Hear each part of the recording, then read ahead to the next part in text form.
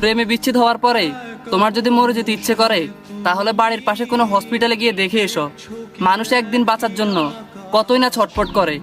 সামান্য অভাবে যদি তুমি দিশারা হয়ে যাও তাহলে রাতের আধারে রাস্তার পাশে গিয়ে দেখো, তাদের পেটে নাই ভাত, তাদের মাথার উপরে নাই ছাদ, তারপরেও তারা কত সুখী। তুমি কালো চেহারা নিয়ে যদি নিজেকে খারাপ মনে করো তাহলে অ্যাসিডে পুড়ে যাওয়া মানুষদের দিকে তাকাও, তারা এই অ্যাসিডে পোড়া শরীর নিয়েও সমাজে কি সুন্দরভাবে হাঁটে।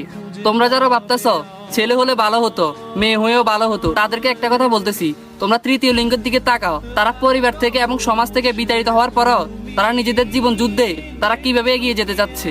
যদি তুমি ছেলে হয়ে ভাবো মেয়েরা লোভী, মেয়েরা টাকার লোভী, তাহলে তুমি তোমার ঘরেই নিজের মায়ের দিকে তাকিয়ে দেখো, তোমার বাবার এই অভাবের সংসারে তিনি কিভাবে না খেয়ে বেঁচে আছে, তারপরেও কখনো বড় লোক কাউকে বিয়ে করার চিন্তা করেনি। যদি তুমি পুরুষকে দেহলোভী এবং দোকাবাজ ভাবো তাহলে তুমি তোমার বাবার দিকে তাকাও।